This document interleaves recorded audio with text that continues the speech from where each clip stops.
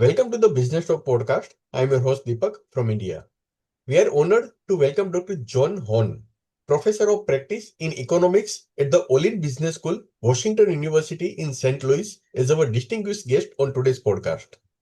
Dr. John brings deep insights into competitive strategy, decision making, and business dynamics, promising a conversation rich in real world perspectives and academic depth.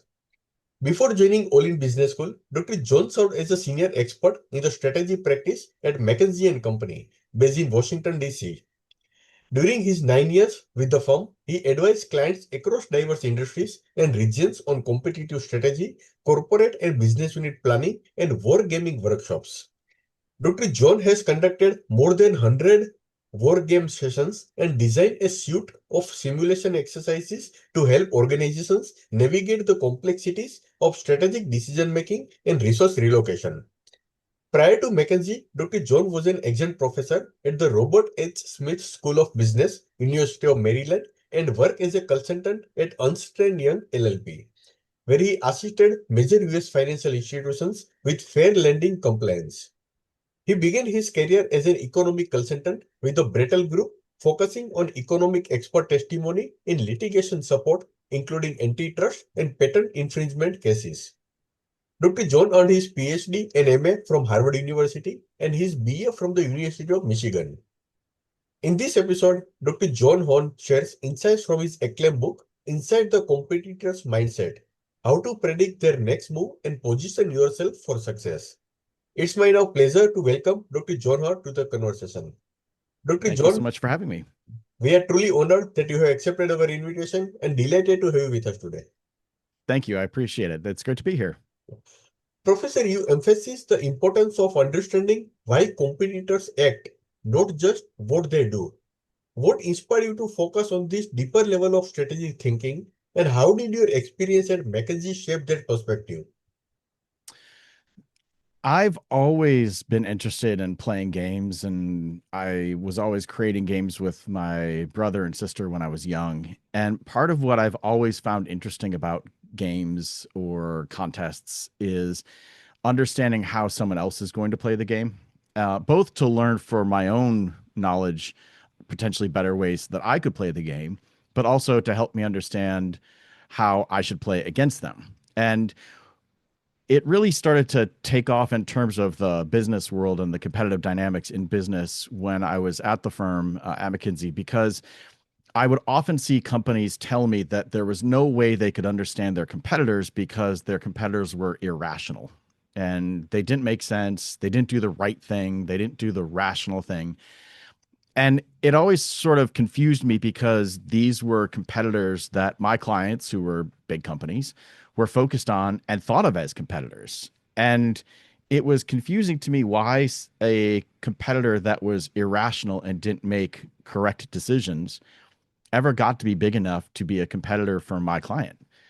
And when I would ask them why they were irrational, what did they do that made them irrational, my client was always able to explain to me reasons why they were doing what they're doing in a way that the client would say, I guess that does make sense.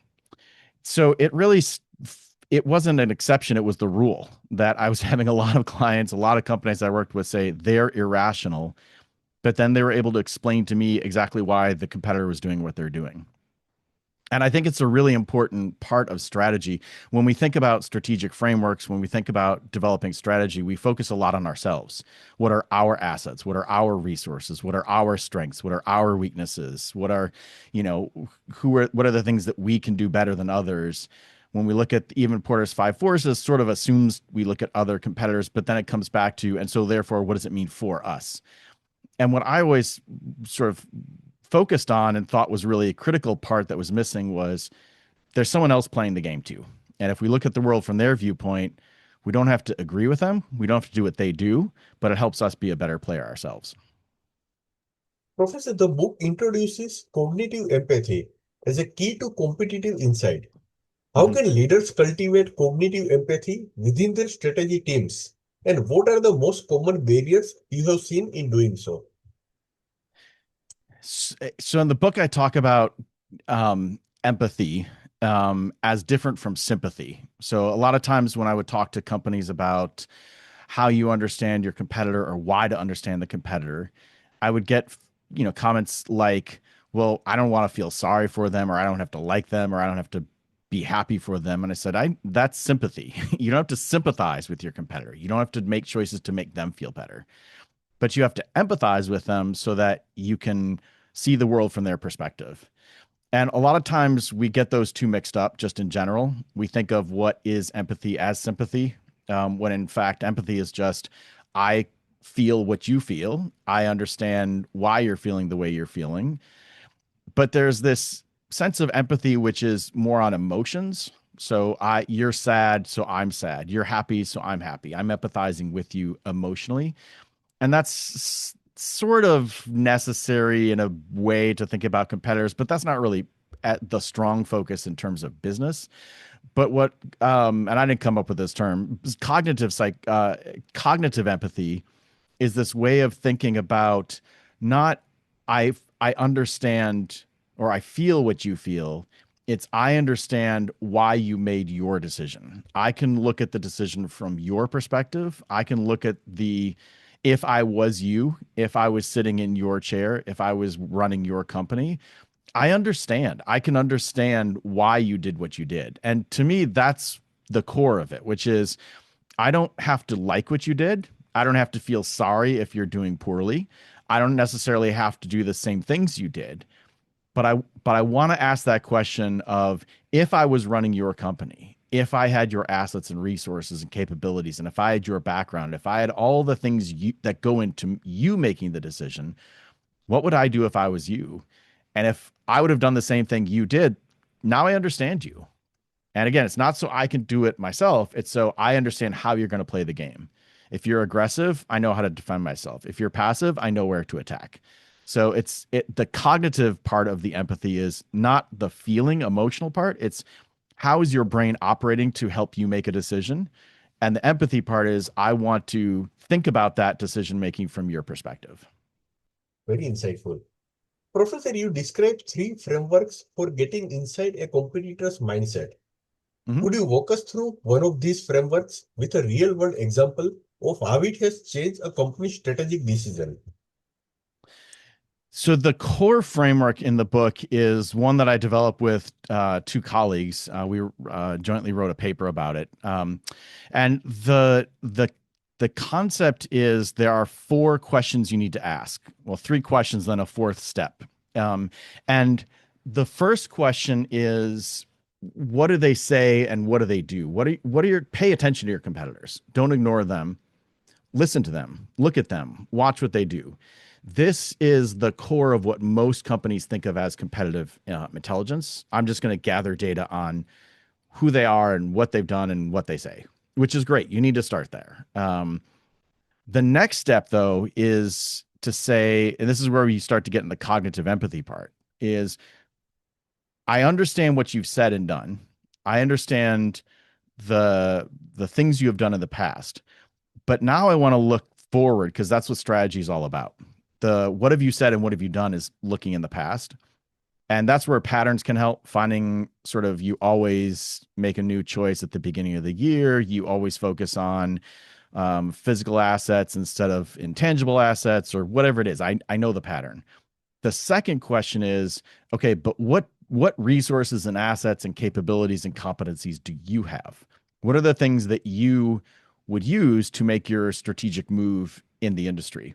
And I like to say this as sort of if I had your toys in the toy box or in the sandbox, what would I do? How would I play in the sandbox if I had your toys, not the toys I have, your toys? So how much capacity do you have? Do you have excess capacity? Are you constrained on capacity? What kind of product portfolio do you have? What kind of geographic scope do you have? What are all the things you have to use? Because if you don't have an asset, you can't use it for your strategy. The third question then is who's the person making the decision?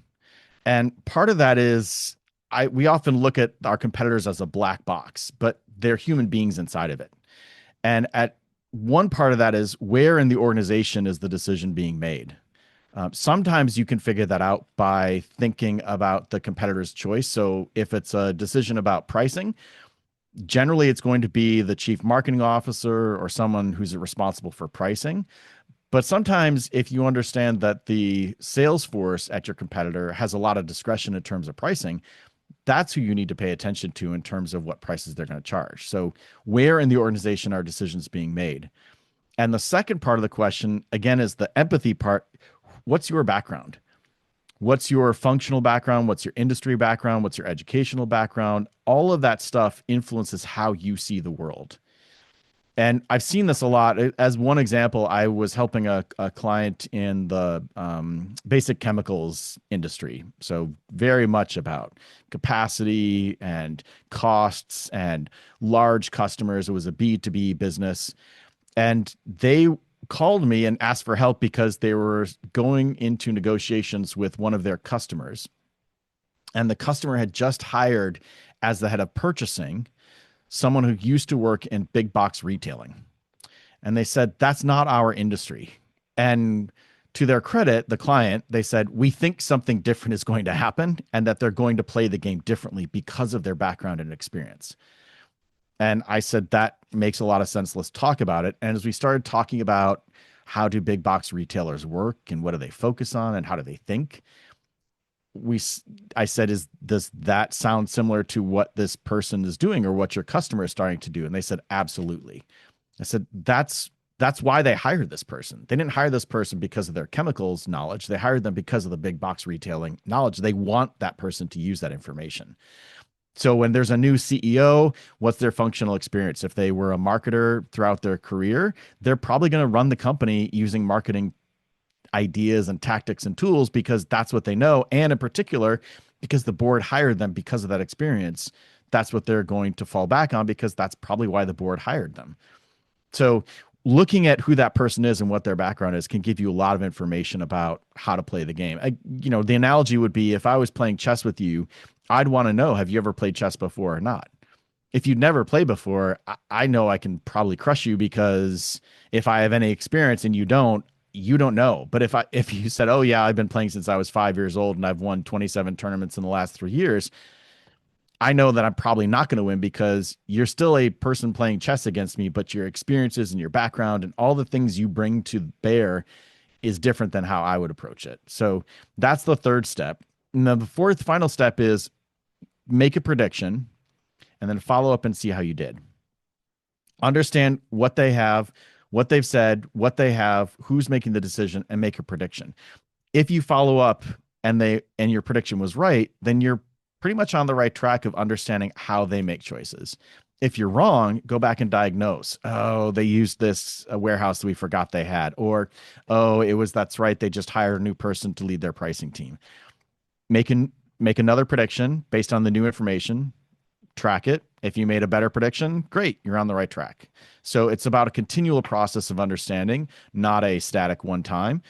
But it's those three first steps of pay attention to what they say and do, think about what they have, think about the background of the individuals making the choice, and then make your prediction.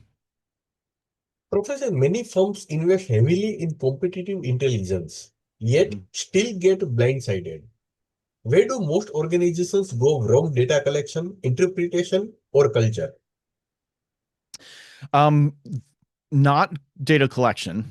There are lots of third parties that collect data, and it's very easy for, especially with the internet age, to download press reports and earnings calls and other publicly available data about your competitors.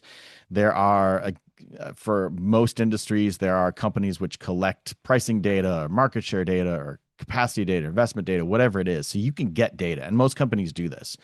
The problem that I've seen is that most companies take this data and they essentially just store it either physically on a shelf, more often now just in the cloud somewhere as files. And when someone says, I need to understand this, this competitor that we're going up against for a contract bid, the competitive intelligence team often will just dump gigabytes worth of information and say, this is what we know about them. And that's generally not helpful because the person making the decision doesn't have time to sort through it and come up with an analysis. So the problem is not necessarily that we don't collect data. We do collect data, but the problem is investing in making sure that the team that collects the data can analyze the data and come up with insights about competitors so it's ready to be used. That's where a lot of companies fall down. A lot of times I've seen, market, even the big dashboards you can buy for market analysis or business analysis, those also generally just focus on historical data, but they also don't tell you what's going to happen. So an example I like to give is a case that I was giving to my students who wanted to be consultants. And the case talked about, it was based on I can't remember which consulting firm it was from, but it was based on a case that they had done sanitized. And the company was a manufacturer, a food manufacturer, consumer packaged goods food. And their market share had essentially stayed constant to this one retailer. There were two other competitors, and then there was the retailer's private label brand. And the private label brand had gone from 10% to 11% in terms of market share. The client had essentially stayed flat. One of the companies had gone from about 29% market share to 32, and the other had gone from about 32 down to, it was like 30 down to like 27 or something. And I would always ask the students as part of the case analysis, who should you be worried about? As the company that essentially has flat market share, that's not great. But should you be worried about the private label brand? Should you be worried about the company that lost market share? Or should you be worried about the company that gained market share? The data is the same. The data is the data. But we don't know without thinking about those different competitors, was the company that gained market share trying to gain market share, or did they just happen to gain market share and didn't expect it and are happy with what they got, but don't want to gain anymore? Or are they happy with what they got, but they don't really care if they lose it again because it's not a core part of their business? The company that lost market share, were they distracted because they had other things going on like mergers or regulatory challenges? Or are they trying to divest themselves of this business and get out of it? Or are they trying to shift their geographic focus? And so this was less of what their portfolio was going to be. And so without knowing what the competitors are doing, I can't interpret how painful that market share gain, or sorry, the market share loss was, or how good that market share gain was, and therefore what those companies will do now that we see those changes in market share. And the third thing is the private label went from 10 to 11, and most times it's a small part of the market. I said, yeah, but it went from 10 to 11. And on a relative basis, that's a 10% increase in market share. On a relative basis, that's pretty big. So that's something you should be worried about, that the retailer will keep getting bigger and bigger and bigger and bigger with their own private label. Numbers is small, but the relative gain is big. So I use that example because it really focuses on I collected historical data and I can understand that historical data, but without turning around and saying, but here's what I think they're going to do now that they're at this point today. How does that past history inform what they're likely to do in the future? Because again, strategy is about the future, not what happened in the past, or not always what happened in the past. Professor, the book draws analogies from unexpected fields like archaeology, paleontology, NICU nursing, and even homicide investigation. How Yep. do these disciplines enhance our ability to read competitors in business settings? Yeah. So this idea came from a colleague of mine at McKinsey who said it would be interesting to interview homicide detectives about how they do their job because you can't directly ask the dead person who killed you. If you could, it's easy to solve the crime. With competitive insight, we can't ask our competitors, what price are you going to charge? What products are you developing? What markets are you going to prioritize? Often because it's illegal, so it's anti-competitive to do so. But even if it weren't illegal, if I asked you, hey, what price are you going to charge? Or what products are you going to introduce? Or what markets are you going to focus on? I shouldn't trust you because whatever answer you give me, if it's really beneficial for me to know that, you're probably not going to tell me that information. It, we can't rely on just asking the other competitor or trying to, whether it's legal or not, trust the information that they give us. So I took this idea of what if we could talk to homicide detectives and expanded it to other fields where the subject of inquiry, the subject of what you're trying to understand, you cannot directly talk to or experiment on. So a NICU nurse, neonatal intensive care unit, the preemie babies, you can't really get the baby to say on a scale of 1 to 10, how do you feel today? The babies can't really communicate. And so you have to do a lot of other types of thinking to make sure that you're getting the information you need. Same with paleontologists. You can see the bones, you can see the fossils, you can see the geology around which where the creature was buried, but you can't actually watch it move. The one of my sons really loves dinosaurs, and so that's sort of what sparked the I could talk to paleontologists about this. We have ideas of what dinosaurs looked like and how they ran and how they hunted, but we can't actually observe them. We have to come up with other ways of trying to piece together what it looks like. And the point of the chapter was not to say these are the tools and techniques you have to use. It was more about the mindset. So getting back to your question about culture, like what's the culture of competitive intelligence? You have to have a slightly different mindset than if you can go out and just observe your customers and collect lots and lots of data on customers and create your own experiments to see how customers respond, or have suppliers give you sample parts to QC them. I can actually test and determinatively know which part is right or wrong and which customer bought which product or not. I know that for a fact, but I can't know what my competitor is going to do. And so the mindset of how to think about and approach it is different. It's not the same decision-making process. And that's what those interviews sort of synthesized, was what are the lessons we can learn from asking those other people how they approach this challenging job to then apply it to competitive insight. Professor, war games and black hat exercises feature prominently in your methodology. What makes these simulations effective, and how can smaller firms with limited resources implement them meaningfully?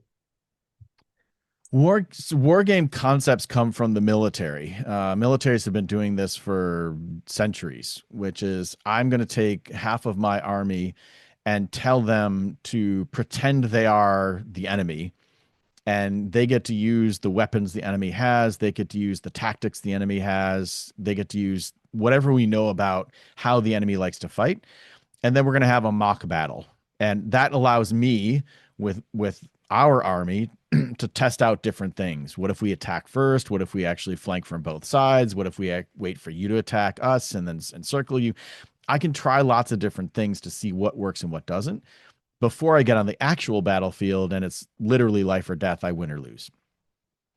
Business war games are the similar concept, but it's not life or death. It's not that level.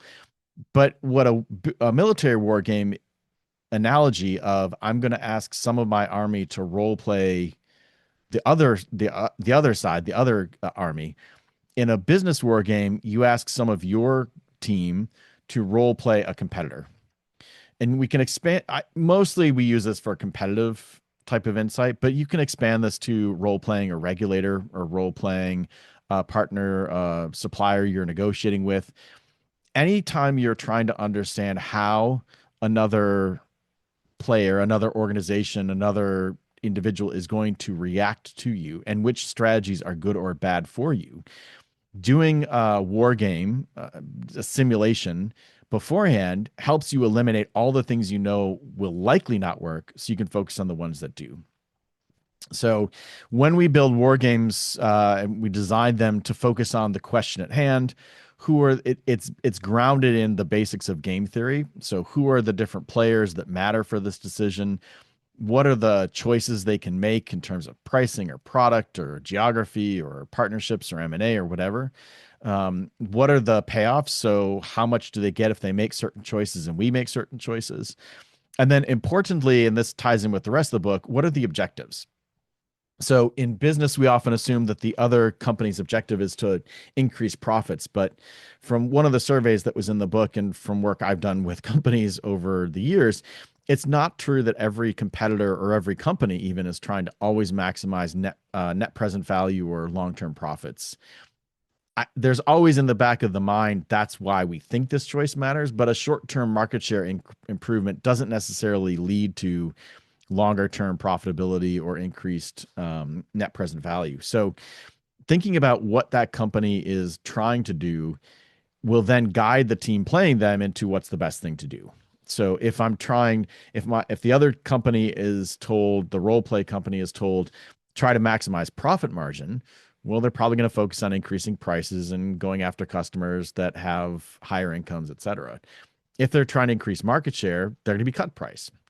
And that's what the insight from the war game is. How are they going to play the game based on what they're likely to do? This is where the first step of that four-step process matters. Pay attention to what they say and what they're doing.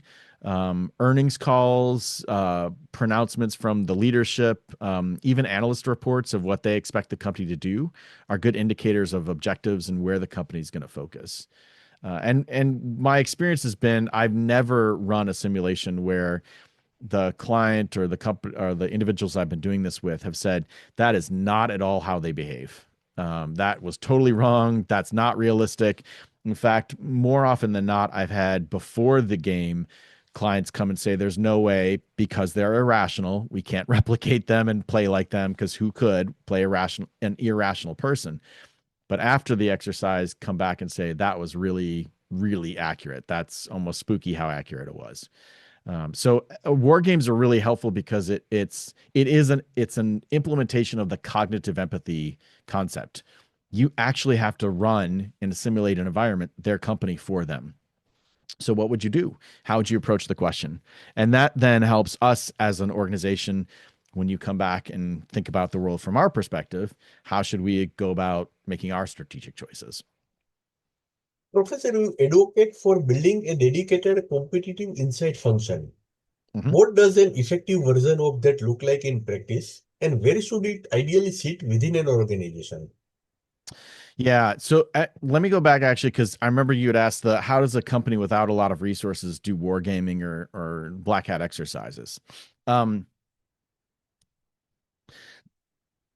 Most war games, if you've seen them done or you've participated in them, are big logistics heavy affairs where you reserve an offsite location, you have a big computer model which sort of calculates market outcomes. There are lots of support staff running around providing support. There are, dozens of people from your company who are role playing against each other. It's a big exercise, and most people think that a war game is a day and a half to 2 day expensive exercise to put on. What I describe in the book, and one thing I've actually been shifting myself over time towards, is what I call wargaming light. What I've realized is the insights from the war game, when you have all that heavy logistics, sometimes it's really helpful to do all that because you want to have much more specific clarity on what are the likely outcomes and what are the likely choices. But most insight from war games that I was able to distill, even if we had a big logistics heavy type of exercise, were more strategic insights.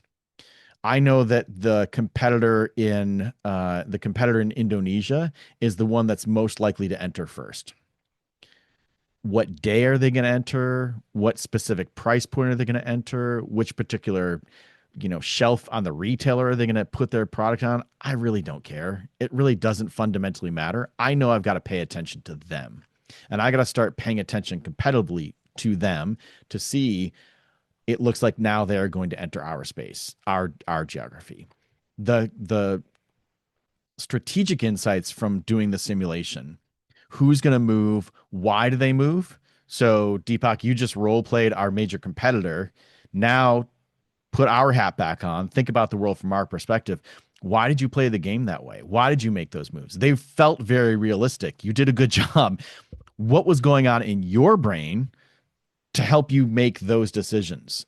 And the insights that you give back to me and back to the rest of our team about, well, I just wanted to maximize market share as quickly and as fast as possible. I wanted to gain market share so that you never could take it away.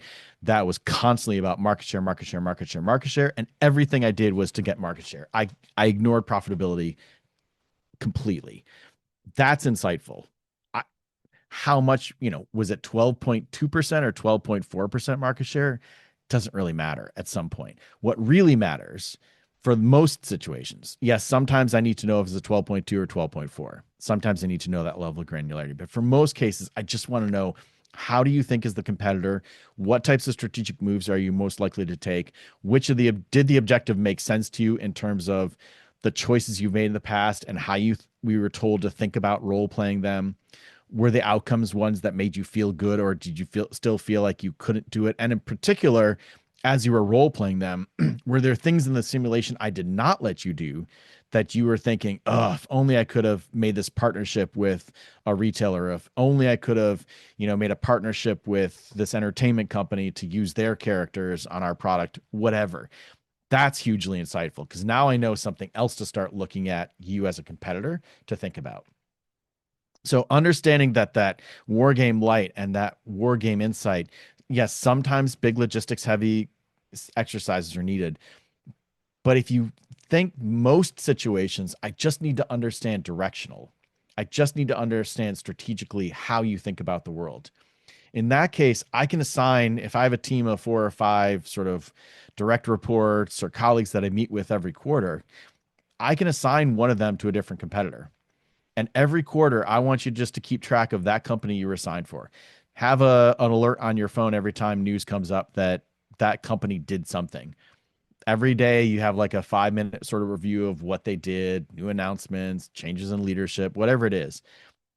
And when we get together in 3 months to talk about the state of the business and how things are going, let's set aside a little bit of time to say, okay, where do we think the industry is going? But instead of making the common decision of let's look at the industry from our perspective of how we want the industry to evolve, of how we're going to be successful. Deepak, put the competitor hat back on. How do you think the industry is going to evolve? How do you think you're going to be making choices in the future? And just having that conversation where we're integrating here's how they think, here's why they think that way, here's what's changed with them, just to make sure we're all aware, is much more than most of your competitors are doing. So you already have an advantage. So it doesn't have to be a big logistics heavy exercise in order to get the same insights of how do competitors think, what are the changes they're going through, what are the things that I've not seen them do, but I think they're probably going to do, what are the things that I was really curious about, so I did a little bit more digging. Again, that doesn't make it your full job. It's just a couple of minutes a day or a couple of minutes a week sometimes, just to sort of keep refreshed on who that competitor is. And that ties to the question you just asked, which is, where do we put this in the organization? Again, it depends on how big the organization is. If it's a small organization, just task someone on the team with keeping track of one competitor, not reporting a detailed 50-page deck every week or every month, but just keep in mind, sort of keep observing that competitor, keep track of things that competitor is doing. So when we have a discussion about what's going on, when we have a discussion about we're going to make a new move, you can chime in and say, yeah, that sounds great from our perspective, but if I was thinking about our competitor's point of view, we would crush this. What? How? Like I do A, B, and C, and D, and E, and we crush you. We crush us. It's like, oh, yeah, that makes sense. All right, let's come up with a different plan. Much more helpful than ignoring it and getting to the market and being crushed by the competitor. So if it's a small company, you don't need to have a big team dedicated to it. And even if you're a large company, what I strongly recommend, because competitive insight groups are cost centers, they don't directly go out and generate revenue. Focus on the types of competitors and the types of decisions which you're most often surprised by or confused about. So we understand our competitors' pricing, we get it. We understand our competitors' M&A activity, we get it. We don't understand how they come up with new products or why they're investing in the new products they do. That's where you should focus. Have a small team. In this case, I want to pull people who understand R&D. I want to understand about the technology in the industry and how that works. I want to have them focused on, if you were the competitor, what kind of products would, given their patents, given their research facilities, given their academic relationships, given their et cetera, et cetera, et cetera, what would you do if you were them in terms of product speed, product portfolio, like all that stuff? That's where I would focus. Make a prediction, track it.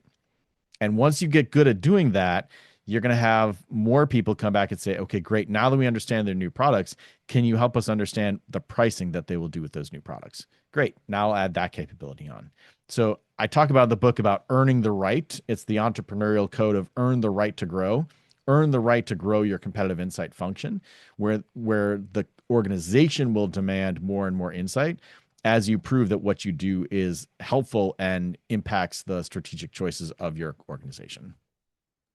Professor, predicting competitor moves inherently involves uncertainty.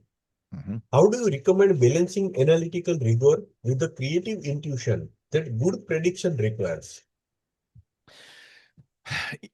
So, a couple of things that we know from predictions and uncertainty, in particular about forecasting. There's a really good book called Super Forecasting. The authors have done a lot of work about what makes people good at forecasting things. And I talk about how some of those insights, mostly that work was done with political forecasting. But we can think about the same thing with business forecasting. And so I talk in the book about focusing on the types of decisions you can understand, focusing on the types of the time frame. So one of the insights is don't make predictions 5 years out because you're going to be wrong. Focus on shorter term predictions, not what are they going to do next week. But this is different for different industries. If the pacing of new product introduction is every 9 months or so, that's how you should be making predictions, no further than 9 months out for your competitors. If prices change every month, focus on making pricing changes in the next month. That does two things. One, it makes the prediction more relevant for the choices you have to make. It also means you get feedback faster. So I don't want to know what your pricing is going to be 5 years from now because that fourth step of make the prediction and see what happened, I got to wait 5 years to figure out if I was right or wrong. Shorter term predictions means we get feedback faster and then update how we make those predictions. So there's always going to be uncertainty, and the insights from just general forecasting focus on the things that you know about, but not the things that you are necessarily an expert in, because then you get biased into I know the answer, and so I just know how this works. You want a little bit of uncertainty. You want a little bit of not of uncertainty of how to think about the problem, because what that forces you to do as the predictor is go do some research. I don't want you to predict something you have no idea about because then you're going to do the bad research or pick the wrong insights or the wrong information. But I don't want you to be so expert in it that you say, I just know. I don't have to do research. I know the answer. Because then you're just going to fall back onto this is what I would do. This is the right answer because I know it, as opposed to going out and getting a little bit more information. Sort of goes back to what I said before about if you have a small team, alerts on your phone from, hey, this person, this competitor just put out a news press release. Oh, I didn't see that. Um, but if it's a press release about their, molecular insights in terms of new pharmaceuticals, and I have no idea what that means, not helpful. So the balance of and the insight of where you can learn from how other forecasters are successful or not helps. There's always going to be uncertainty though. And what I say over and over and over in the book is this is not about being 100% perfect in your prediction. We know this from the others, the archaeologists and the paleontologists. 5 years from now, we could gain more data and realize, no, that's not how T-Rex ran. That they didn't hunt in that size pack. They hunted in this size pack. That we're always learning more information and updating it. So you're never going to be 100% accurate. But it's about being more accurate than not. And in particular in business, because most companies ignore trying to predict their competitors because they are irrational. The reason why I start the book with that is because when you assume someone is irrational, it tells you that you don't have to worry about predicting them, because who can predict someone who's irrational? And it's sort of a crutch, I think, business leaders use, which is, well, if you're irrational and I can never predict an irrational person, I don't have to worry about your choices. I don't have to do the work to think about it because it's a waste of time. But on the other hand, I like to say, okay, if I know that my competitor is not thinking about me and I can think even one step ahead of the competitor, I win almost every single time. There's a classic quote from Sun Tzu, and I'm going to butcher it a little bit, but essentially says, if you know yourself and you know the enemy, you'll win 50% of the time.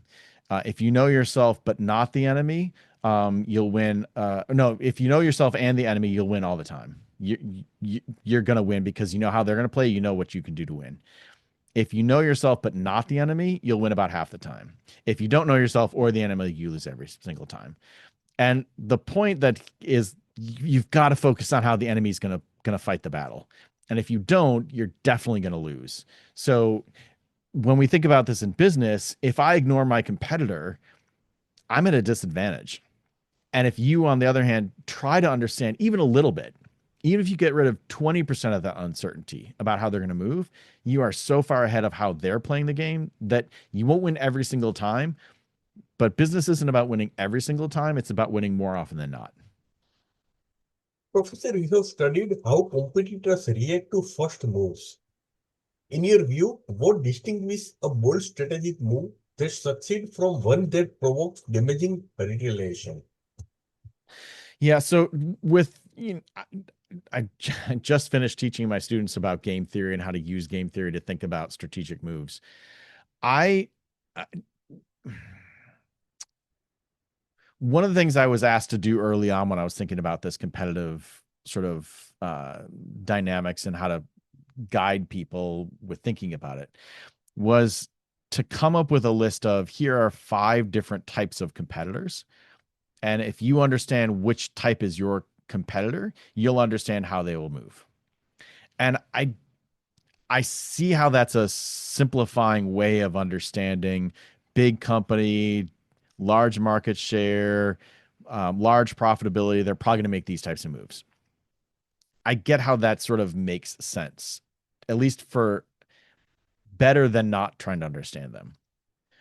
But I always come back to the underpinnings of game theory, which are if I don't understand the game I'm playing, I can't think about the best way to play. And if I don't understand the game you and I are playing, I don't understand how you're going to play the game. So the example I use is if I give you a board with alternating dark and light colored squares and they're 64 on an 8x8 pattern, and you say, oh, okay, great. So what do I do? And I say, well, you take the little disc and you move it up to the right or up to the left. And eventually you want to get to the other side, in which case you can put another disc on top and then you can move whichever direction you want. And you say, okay, and what do I do with this little horsey thing? Use the discs. And you're like, I don't have discs. I've got these horsey things. I got this tall thing, these different, like I even got one that looks like a little castle. What do I do with that thing? If I'm describing how to play checkers, but you're playing chess, it's not helpful. You have to describe the game you're playing. You have to understand how to play that game to be able to play it better.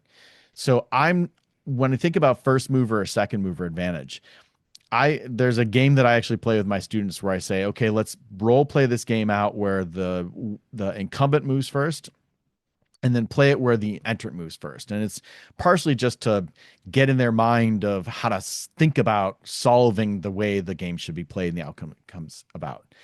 But the way the payoffs are structured is if the incumbent moves first, they get 85 as a payoff. But if the incumbent moves second, they get 90. And if the new entrant moves first, they get 15 as a payoff. But if they move second, they get 20. And so we solve the game and we work backwards and we say, okay, if the incumbent moves first, here's the equilibrium and here's what both sides get. If the entrant moves first, here they get. And I say, okay, so who moves first? And I say, oh, the incumbent because they get 90. So if the incumbent moves first, I say, oh, no, wait, if the, So which one does the incumbent want? So the incumbent wants the entrant to move first. I said, and what does the entrant want? For the incumbent to move first. Say, so who's going to move first? They're both going to wait for each other. Because that is a second mover advantage game. Going into the exercise, they have no idea. And in fact, most often, we're taught first mover advantages, be first to the market. But there are lots of situations where I want to be first to the market, establish myself, tie up customers, establish my brand, etc. But there are lots of examples where I want you to go in and spend lots of resources to develop the market, develop distribution, develop retailers, develop customers' mindset about they want this product, etc. Spend lots and lots of money doing that. And then I come in and say, oh, great. Thank you for establishing the market. Here's our product without any of that cost burden that we have to cover. So I can price at a lower price. Which is the right answer? I don't know until I think about A, how is the game going to play out? But B, how do you want to play the game?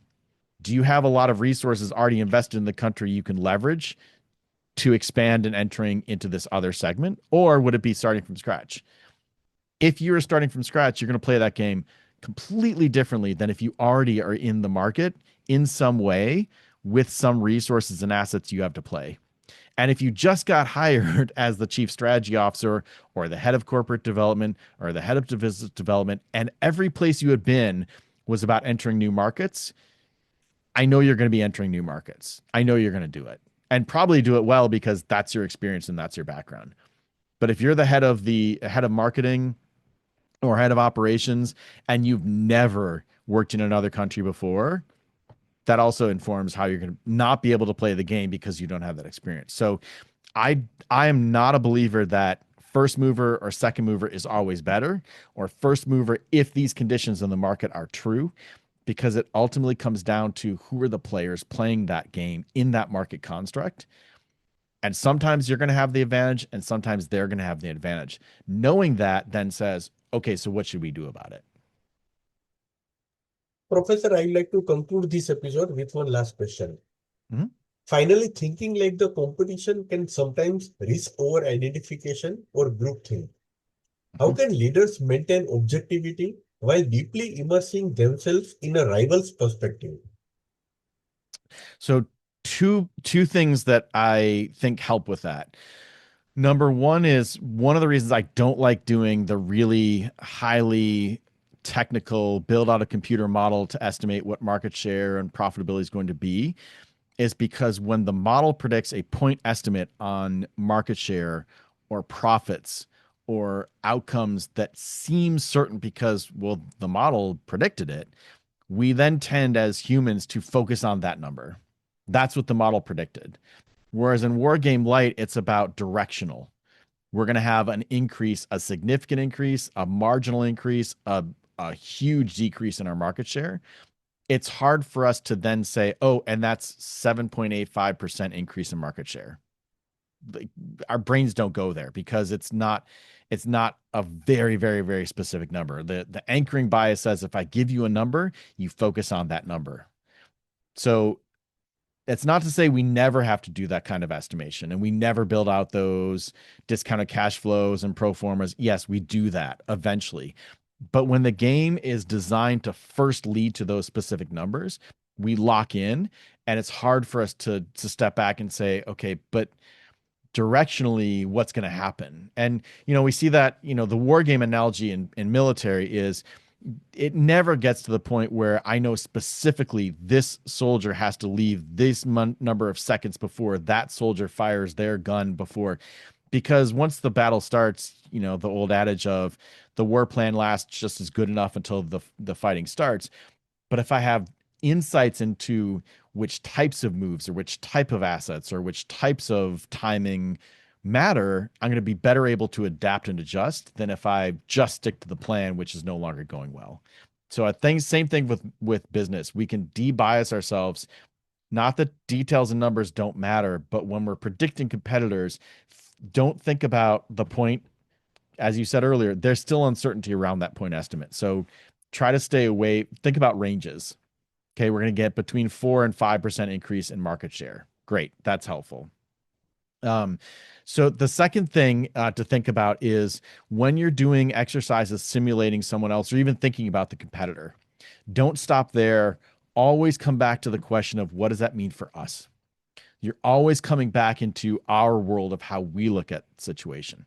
Sometimes you have the insight of now that I've looked at the world from their perspective, why aren't we doing what they're doing? And a lot of times when I run these competitive simulations, that's a question that the team role playing the competitor asks.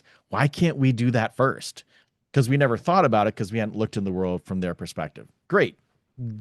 Then maybe think about doing it yourself. But always coming back to what should we do? How does this help us play the game? How does this help us make strategic decisions? Steps you away from always thinking about the competitor. Because you're right. If I think about how you're going to play the game and I read the report that came through my phone, that's going to lead to other questions, which I'm going to want to research, which is going to lead to other questions I want to research. And I'm always focusing on you.